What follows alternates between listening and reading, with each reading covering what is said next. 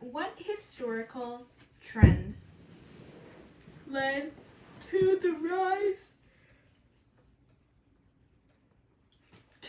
of the Holy Roman Empire? So basically, there's this guy, this Enlightenment philosopher, I think, that said this agglomeration, which is called and still calls itself the Holy Roman Empire, is neither holy nor Roman nor an empire. So, although critics like Voltaire may say that Rome wasn't holy or an empire or wasn't Roman, Voltaire is wrong, and his comment is more humorous than factual. The Holy Roman Empire would have been impossible without the Frankish papal alliance against Byzantium, and this papal Frankish alliance had a shared collective memory of the former Roman glory that inspired them to reestablish a Roman-centered counterweight to Constantinople and helped provide foundation for the Roman Empire. That is the longest thesis ever. That is stupidly long. Anyway, so historical trends that led to the creation of the Holy Roman Empire. First, there was the persistent cultural memories of Rome. Second, there was the growing conflict between Franks and Byzantines. And third, there was the Frankish papal political connections. Okay, we're going to try to do this without yawning because I'm exhausted and I need to get this Viva done. So, persistent cultural memories of Rome. So, all around the people of the medieval times, there was memories of Rome, and it still was very persistent and in the memory of the common European people of the time. The reason why the memory of Rome was so powerful is simple. Rome's remains were simply, they were everywhere. So I have a quote here from Ian Chenet, our favorite guy. With the fall of the Western Roman Empire, roads crumbled, trade stopped, schools closed, literacy dwindled, aqueducts collapsed, and voracious barbarians feasted on Rome's cold corpse. So, Rome's great infrastructures of old lay in ruins all around the Europeans, so it was constantly in their memory. But after a time, these infrastructures of Roman culture, they collapsed, and so the ruins were just everywhere. And even though these may have laid in ruins, they offered up a silent critique, these ruins did, to the very sloppily constructed, rustic, barbarian architect. So a lot of the cathedrals of this time were very simple and rugged and rustic compared to like the Pantheon, which is very symmetrical and very like just beautiful because it is so like uses lines and uses like architecture and geometry.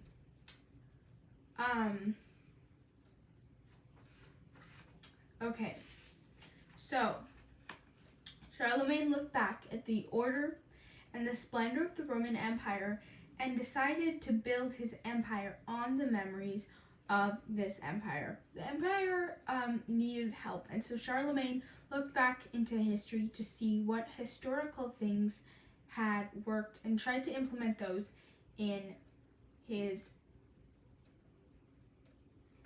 reign, in his empire. Infrastructure, culture, and language of Rome influenced Charlemagne's empire. So, Charlemagne's empire was vast, and it is hard to unify a large empire. Languages had splintered into French, Spanish, Romanian, and Italian, and so these, as the empire was bigger, all these different dialects of Latin became harder and harder to understand because they became very distinct, and people would travel less because you couldn't understand people. So this kind of splintered the empire. So Charlemagne sought to make Latin and the Latin language unify his empire. Ian Cheney says the fruits of the labor, this labor being like making the Latin language popular again, the fruits of this labor became the Carolingian Renaissance. So also Charlemagne valued education and classical literature. So he wanted all his kids and his grandkids to be educated, and instead of having jesters at the court, he would actually have people read Greek literature and Roman literature during the dinners and stuff instead of just having entertainment. Theodore Andromedus says Charlemagne established the foundations of what we call European civilization. Advances in education, literacy, agriculture, and other things.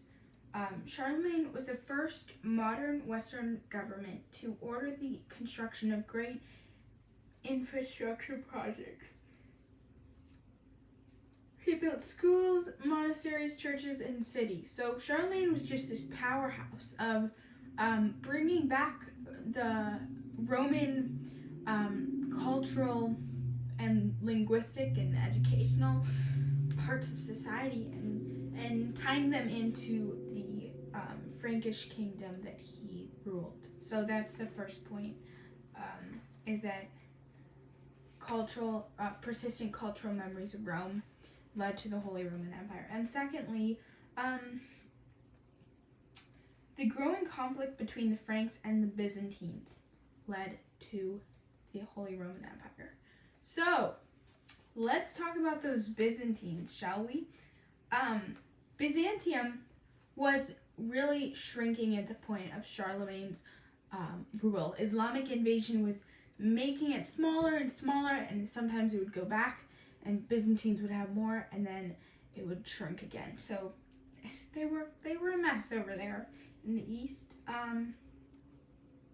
And the Byzantines had to do some serious soul searching because they had to ask the question, why can't we win against our Islamic neighbors?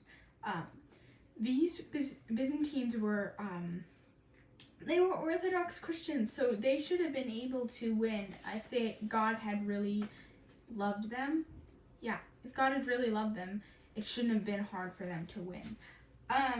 And so the kings and the emperors had to do some soul searching and figure out what it was that God wasn't happy about with them. And they decided that it was the icons that they were using in the church. So the Isaurian dynasty saw the church's use of icons as the potential cause of God's wrath and the empire shrinkage. So they destroyed all of the church art that they had, and Leo the Third was the first king to do this.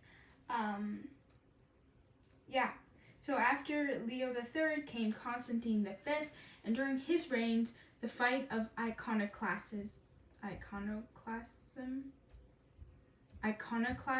became a little more violent, and then after him there was Constantine Copronymus. Yes, and Constantine Copronymus. Oh, this is the same guy as Constantine the Fifth. That's just his Christian name. Yeah. Anyway, we don't have enough time to go into that story. Blah, blah, blah.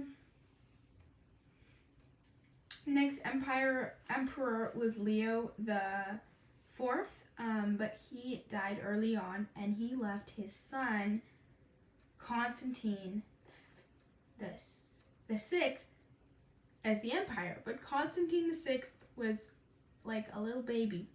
And so his mom, Irene, gotta love Irene, his mom, Irene, became the regent for her son. And she was an iconophile. So she was for the use of icons. So when she became regent, she smashed out all rebellion and anyone that said that iconoclasm was the right way. And yeah, she kind of like, from the start of her regency, she was badass. She shrunk her palace entourage to only the most loyal people, and the rest she was violent, mean. Anyway, so Irene was going to be the regent for her son until her son was 16, at which point he was old enough to rule. And as it was normal in that time, Irene picked out a wife for her son. For her son. And this wife was Rotrud, the daughter of Charlemagne. But for reasons unknown, she called off the wedding, even though her son actually liked this girl, Rotrud, the daughter of Charlemagne. And she was like, no, I don't really want you to marry this girl. And so she set him up with this really boring chick named Mary of Amnia. Yes, she was really, really boring. And if Irene and Constantine carried a lot of resentment towards his mother for this calling off of the marriage, and he was really upset with her. So yeah, if Irene hadn't called off the wedding, there could have been a Byzantine and Frankish alliance. The Western and Eastern empires could have been united once again, but we don't know what that alternate history would look like, because Constantine VI had to marry this Mary of Amnia. And so yeah, Constantine VI was going to be emperor, but then his mother was like, surprise, I'm gonna be your co-emperor because you can't handle anything.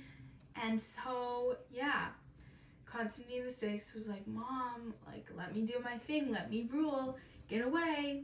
And he kicked her out of the house, and she's like, fine, like, do what you want, like, you're gonna fail. And Constantine did fail. Constantine VI was a wimp. He sucked. His mom had done everything for him his entire life. He was an incompetent ruler.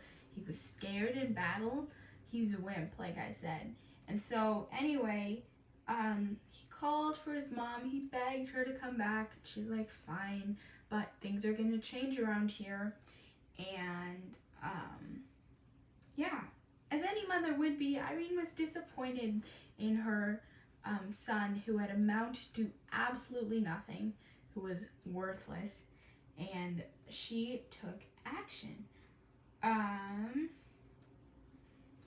She called her son back from a horse ride. He was out trying to decompress, get all his anger out at his mom, and her men were like, yo, your mom wants you back at the birthing suite, like, go meet her there. And so Constantine VI rides to his mom, and there she sits in the birthing suite that overlooked the sea. And she's like, yo, like, she's not like, yo, she's more like, I don't know. She's just pissed at him. She's like, hi, son.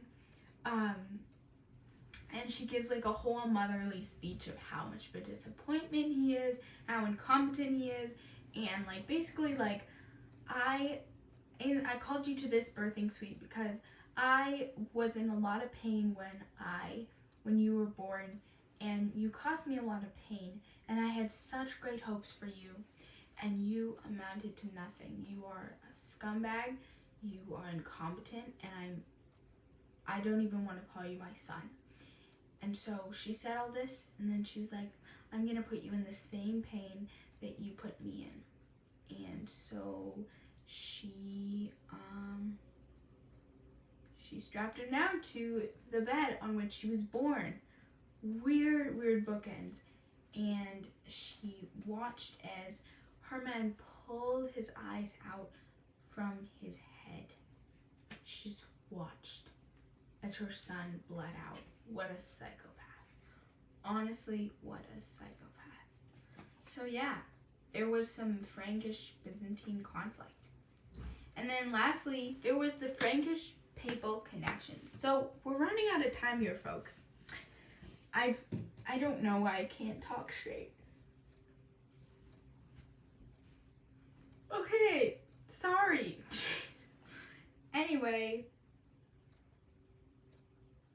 yeah, there was a Frankish papal alliance. It was positive, and Charlemagne was not a model Christian by any means, but Charlemagne used the Christian morality as the basis for his rule and his laws. I have a quote here.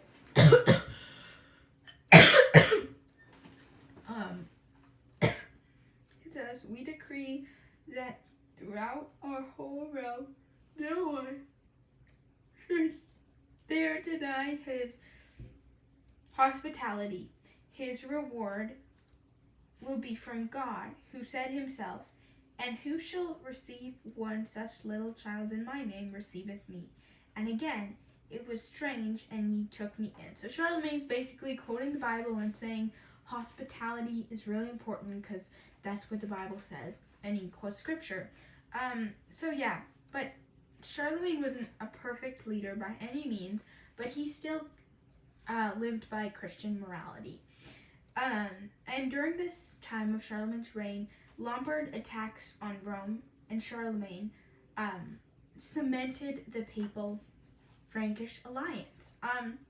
So during the Byzantines were caught up with their whole Irene the Emperor thing, and they were focused on this fight in iconoclasm, and the Byzantines lost their ability and interest to focus on their Italian fronts, and Italians were under attack by the Lombards, and the Pope was forced to look for another defender, Charlemagne. So, Leo III was physically attacked by assailants during a Roman procession, and they wanted to take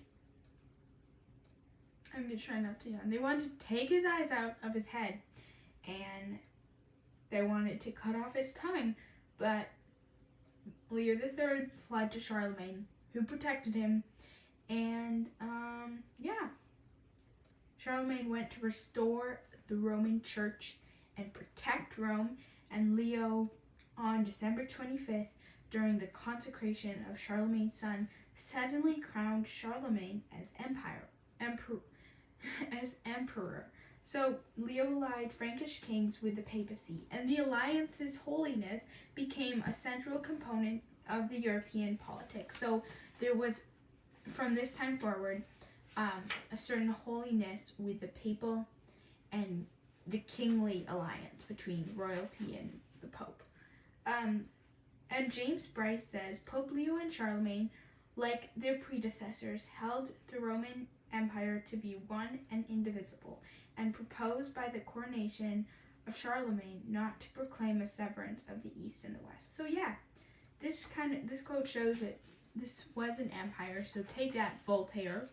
So the three historical trends that made the Holy Roman Empire. First was the persistent cultural memories of Rome. Second was the conflict between the Franks and the Byzantines. And third was the Frankish papal political connections.